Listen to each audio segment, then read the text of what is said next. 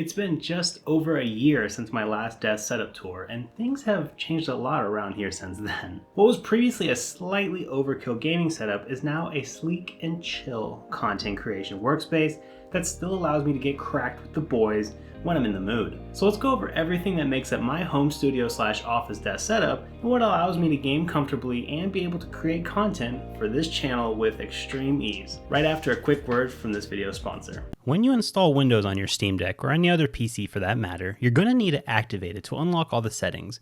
Why spend a ton of money for a code when you can use the sponsor of today's video, SCDKey? You can purchase Windows keys at a large discount, and to get 25% off your order, use code JASON, that's JASON, to get 25% off your order. After purchasing, you'll get your code pretty much instantly and be able to unlock your computer's full potential. And remember that all Windows 10 Pro users can upgrade to Windows 11 for free at any time in the future using these keys. Just take your code, go to your Windows activation menu, pop it in, and boom. Windows is activated, and you should be on your way. Thanks to SCDKey. This video will go over my entire desk setup in my home studio / office, which is a very functional workspace that I have been enjoying a lot lately. This is actually part 2 of my entire makeover series, so if you missed part 1 where I totally upgraded my gaming PC from the ground up, you can check that out here in a new tab and watch it after this one. And if you're curious about any of the products featured in today's video, I'll have them all linked in the video description below. So for my desk, I had a lot of requirements. First off, it needs to be big. I can't work on tiny desks. I need a lot of room to sprawl out, put my grippers up, and just be able to use it to its full potential. I'll occasionally do live streams from the desk or work on computers on it, so having a workspace that I can clear in a moment's notice was really important to me. I also require a standing desk with a wood tabletop, as I am constantly moving around my office, and being able to stand and work is just overall easier sometimes, and has a lot of great health benefits too. Luckily, FlexiSpot reached out to me when making this video and offered to send me their E7 Pro standing desk, and my wife already has one, so I knew I was gonna like it. Huge wooden tabletop, durable metal legs with dual motors so it can go up and down quickly without worrying about all the weight on top of it. The desk also comes with an easy to read control panel that can remember settings. So if I know my perfect sitting and standing heights are 30 and 80, I can preset those heights and never have to hold down the button ever again. Just press stand and it'll bring it to my perfect height. It also came with a nice cable management tray, which is crucial when you have a standing desk so you don't have any catastrophic events with your equipment. The E7 Pro comes in a lot of different colors, but I wanted a very neutral color, so I just went with the standard rubber wood color variant. I also added the optional wheels package to the bottom of my desk so I can easily move the desk to get behind it when I need to. And now that I've been using it for about a week, I can say for sure that this is a non-negotiable for any desks I have in the future. Wheels really are the way to go, especially if you're like me and you're having to constantly unplug and replug things behind your desk. FlexiSpot even sent a little footrest hammock that attaches to the bottom of my desk securely so I can rest my dogs when working. I actually like that one a lot. Below the desk, I have 2 of these Alex drawers from IKEA. These are essential items on the r/Battlestation starter kit, so I'm sure you've seen them before. I've had them for like 5 years now, and I just like having them at my desk so I can quickly reach in and get any tools or cables I need at a moment's notice. They have some battle damage through modifications over the years, but I still love them, and they don't get in the way of the desk going up and down.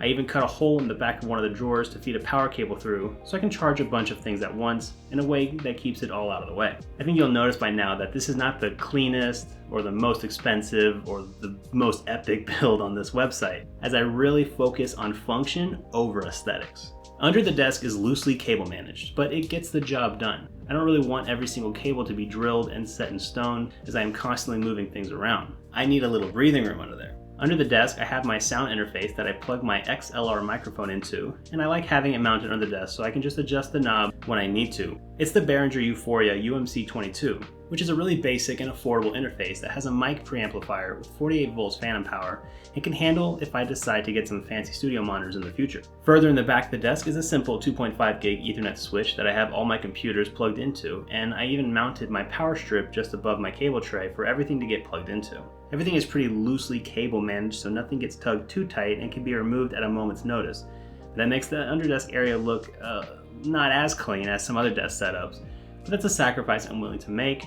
As long as the cables are secure and aren't dangling or pulling the equipment, I'll be happy. Speaking of danger, I need to say I always recommend using protection, guys, okay? You can't just go out there and raw dog your electronics. You have to use protection or else you're at risk of ruining your life, or at the very least you might have a burning sensation when you pee. VP in World of Warcraft because your computer exploded. In the corner of my setup is a UPS that is high enough rated to handle all the electronics I have at the desk. If you're unfamiliar, UPS stands for Uninterrupted Power Supply, and is essentially a battery-operated surge protector that will continue to power your electronics for a short time in the event of a surge or power outage. Now, these aren't meant to be used like a generator where it's like continuously powering your equipment. It's designed to effectively allow you to get to a place where you can shut down your equipment on your own terms safely. It's also great if you live in an area with a lot of power flickers like I do. In the summer, our power grid is an absolute nightmare, so we will constantly just have a quick 1 second power on, power off, which is long enough to reset your router and restart your computer, which can be so annoying when you're in the middle of an unsafe project or in the middle of a ranked game. So seriously, I really recommend everyone get a UPS.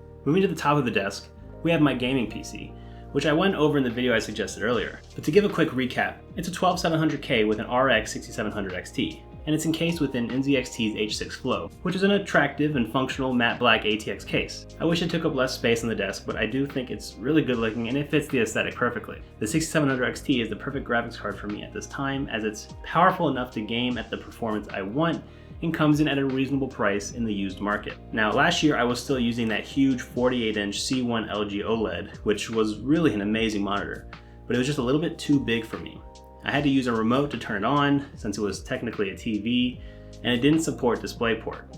So while it was probably the best gaming TV I've ever used, it really was kind of annoying as a monitor at times. So I'm back on that ultra-wide life. This is the MAG 401QR from MSI, a 40-inch behemoth that plays in 3440 by 1440p resolution and a maximum refresh rate of 155 Hz and 1 millisecond response time.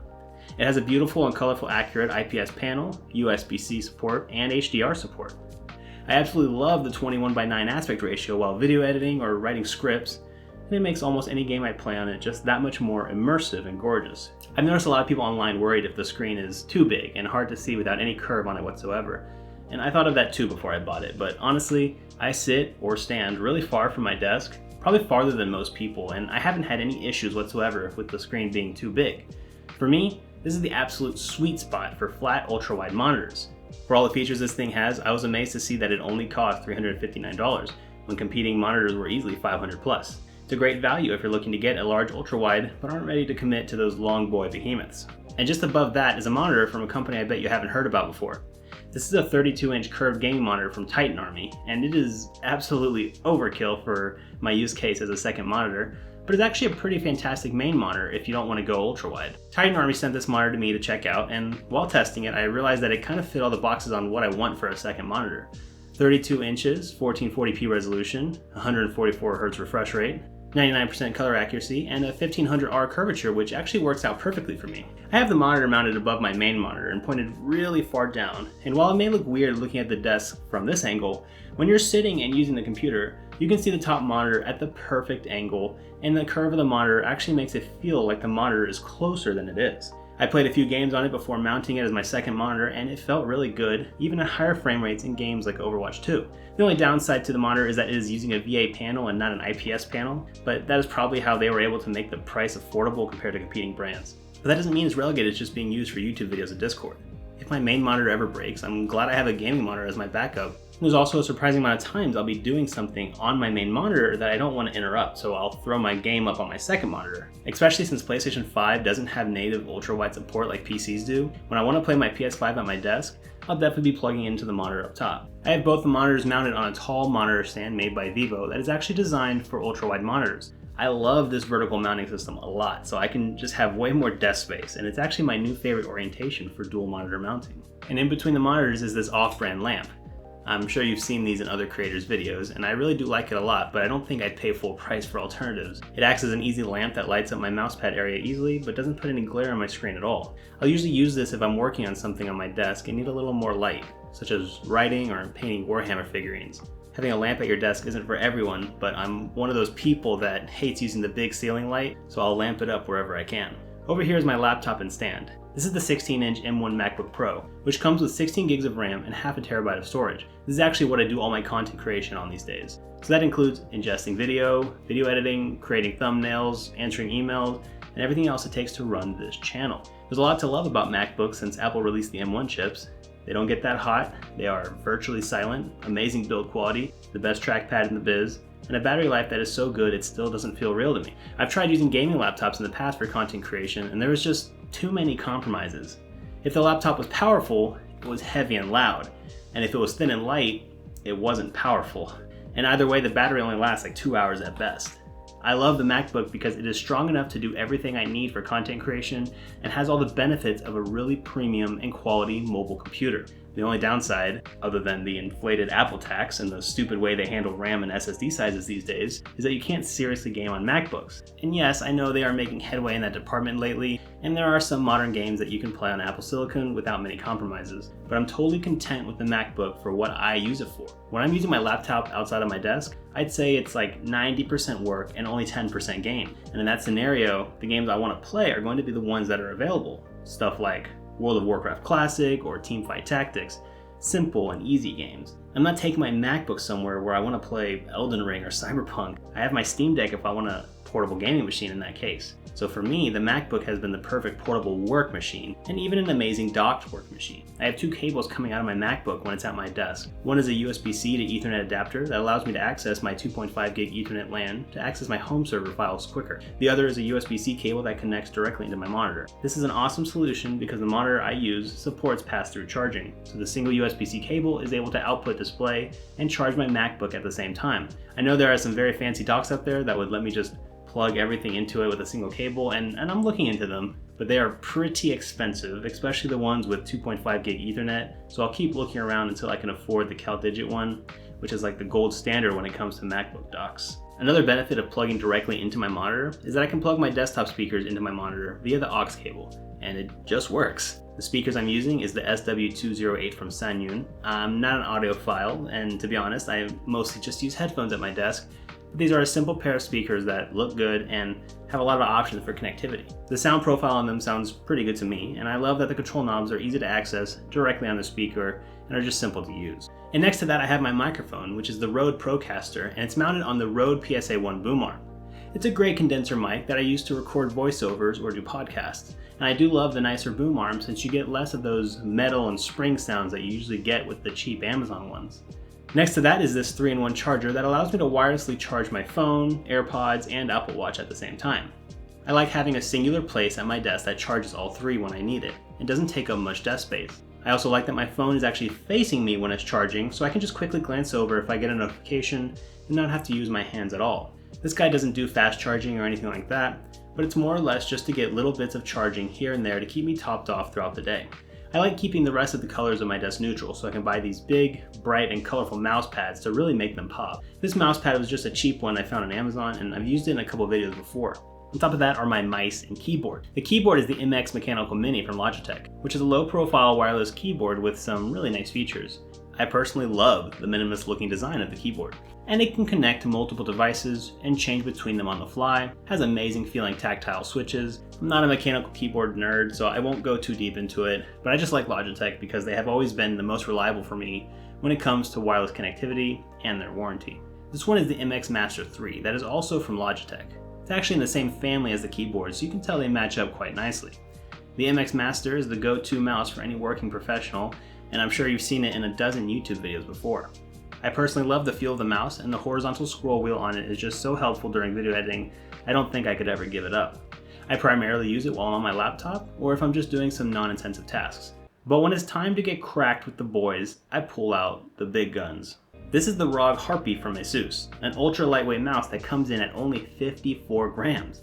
I really love the high-speed sensor, and it performs amazingly during gaming. As I've stated before, I'm not a 500 FPS high-octane sweaty gamer, but I've tried using the MX Master for gaming, and while it was fine, I just didn't feel like I had as much control, and when you start getting killed in Overwatch games because of your mouse, yeah, you guys get it. But other than that, there's not much else to say about the mouse. It's lightweight, beautiful, and connects via USB, so I never have any connectivity issues. I don't think this mouse is as popular as some others on the market, but that's a shame because it just feels so good while gaming, and I have two artificial plants in the dead space behind the monitors that really brings everything together. But if I'm being honest, there's just no way I can keep them there permanently. I have 7 cats who own my house and like to walk around and chew on any plant, fake or real, and I don't want to entice them to knock over any of my equipment. So while they might look good on camera, they realistically won't be there forever. But what will be there forever is the RGB lights. I didn't want too much RGB on the desk, Just some tasteful accent lighting to make everything glow just a little bit. Around the edge of the desk is a simple light strip, and on the back of the monitor, I put 2 of those RGB bars pointed at the back of the wall. Everything is connected via an app, so I can control the brightness and colors, as well as set a schedule for when to automatically turn the lights on and off every day. And that's pretty much it. All that's left is to patch the hole where my stupid head went through the wall when installing the RGB, and my desk setup is complete. This is my battle station, my command center. This is where all the magic happens. I know a lot of people might not understand the allure, but especially during the early stages of the pandemic, having a desk setup where I can feel comfortable is just really important to me. I do so many things here: working, gaming, socializing, learning, teaching, and sure, I can do all of that with just a laptop sitting on the couch. But I just love my desk setup so much, I couldn't imagine changing a thing right now. If you have watched a couple of other desk tours on YouTube, you might notice mine is kind of more on the sensible side. This is not a $10,000 desk tour. It's more of a reasonable desk tour. So when building out your own desk, please remember to not compare yourself to those perfect and clean battle stations. You can build an amazing area to work and game within your own budget and for your own use case. And remember, it will be yours, so you'll love it either way. Next up in this Home Office Glam Up series is my home server, where I'll go over how I access all my files on my network in a silly attempt to get Raid Owl and Wolfgang to notice me. So get subscribed so you don't miss that. My name's Jason. Thanks for watching.